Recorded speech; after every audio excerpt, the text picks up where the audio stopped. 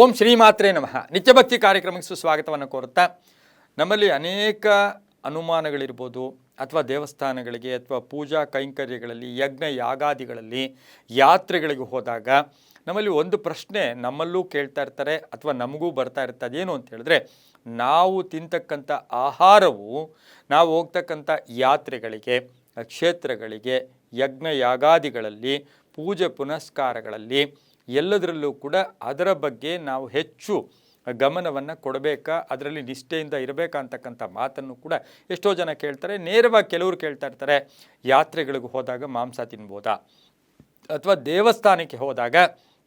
ದೇವಸ್ಥಾನಕ್ಕೆ ಹೋಗುವಾಗ ಮಾಂಸವನ್ನು ತಿಂದು ಹೋಗ್ಬೋದಾ ಅಂತಕ್ಕಂಥ ಮಾತು ಕೂಡ ಕೇಳ್ತಾ ಇರ್ತಾರೆ.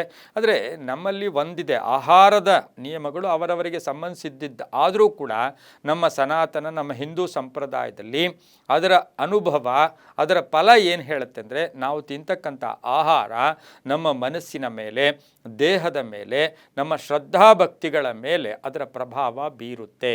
ಯಾಕೆಂದರೆ ಉಪವಾಸ ಇದ್ದಂತಹ ಸಂದರ್ಭದಲ್ಲಿ ನಾವೇನು ಮಾಡ್ತೀವಿ, ಭಗವನ್ ನಾಮಸ್ಮರಣೆಯಲ್ಲಿ ಭಗವಂತನಿಗೋಸ್ಕರ ನಾವು ಉಪವಾಸ ಇದ್ದು ದೇಹ ದಂಡನೆ ಮಾಡಿಕೊಂಡಾಗ ವೈಜ್ಞಾನಿಕವಾಗಿ, ಆಧ್ಯಾತ್ಮಿಕವಾಗಿ ನಮ್ಮಲ್ಲಿ ಪ್ರಗತಿ ಉಂಟಾಗುತ್ತೆ, ಸತ್ವ ಗುಣಗಳು ಕೂಡ ಜಾಸ್ತಿ ಆಗುತ್ತೆ. ಇನ್ನು ಕ್ಷೇತ್ರಗಳಿಗೆ ಹೋದಾಗ, ಯಾತ್ರೆಗಳಿಗೆ ಹೋದಾಗ ಮಾಂಸಾಹಾರ ತಿಂದಾಗ ಏನಾಗುತ್ತೆ, ಮನಸ್ಸಿನ ಲಹರಿಗಳು ಬದಲಾಯಿಸುತ್ತೆ.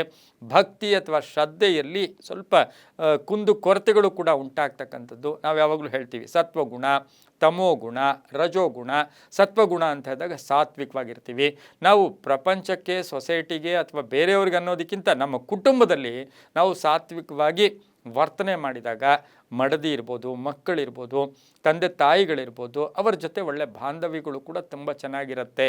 ಹಾಗಾಗಿ ಯಾತ್ರೆಗಳಿಗೆ ಹೋದಾಗ, ದೇವಸ್ಥಾನಗಳಿಗೆ ಹೋದಾಗ ಮಾಂಸಾಹಾರವನ್ನು ಭುಜಿಸುವುದು ಶುಭ ಅಲ್ಲ, ಒಳ್ಳೆಯದು ಅಲ್ಲ. ಅದರಿಂದ ವ್ಯತಿರಿಕ್ತ ಪರಿಣಾಮಗಳು ಕೂಡ ನಮ್ಮಲ್ಲಿ ಆಗ್ತಕ್ಕಂತಹ ಸಾಧ್ಯತೆ ಇರುತ್ತೆ. ಈಗ ನಾವು ಅಯ್ಯಪ್ಪ ವ್ರತಧಾರಿಗಳಾಗ್ಬೋದು, ವ್ರತವನ್ನು ಆಚರಣೆ ಮಾಡೋಕ್ಕೆ ಹೋಗ್ತೀವಿ. ಎಷ್ಟೋ ಸರಿ ಅನೇಕ ವ್ರತಗಳನ್ನು ಕೂಡ ಆಚರಣೆ ಮಾಡ್ಕೊಳ್ತಕ್ಕಂಥ ಒಂದು ವ್ರತವನ್ನು ಮಾಡ್ತಕ್ಕಂಥ ಸಾಧ್ಯತೆಗಳು ಕೂಡ ಇರುತ್ತೆ. ಈಗ ನಾವು ಓಂ ಶಕ್ತಿಗೆ ಹೋಗ್ತಕ್ಕಂಥದ್ದು, ಈ ರೀತಿ ನೋಡೋಕ್ಕೆ ಹೋದಾಗ ಆ ವ್ರತಗಳನ್ನು ಮಾಡಿದಾಗ ಎಷ್ಟು ನಿಷ್ಠೆಯಿಂದ ಇರ್ತೀವಿ, ಅದೇ ರೀತಿ ಕ್ಷೇತ್ರಗಳಿಗೆ, ಯಾತ್ರೆಗಳಿಗೆ ಹೋದಾಗ ಆರೋಗ್ಯದಲ್ಲೂ ಕೂಡ ಹುಷಾರಾಗಿರಬೇಕು. ಇದರಿಂದ ಏನಾಗುತ್ತೆ, ಆಹಾರ ಸೇವನೆಯಿಂದ ಆರೋಗ್ಯದಲ್ಲಿ ಏರುಪೇರಾದಾಗ ನಾವು ಹೋದಂತಹ ನಮ್ಮ ಮನಸ್ಸಿನ ಭಾವನೆಗಳೇ ವಿಕಾರವಾಗಿ ಆಗ್ತಕ್ಕಂಥದ್ದು.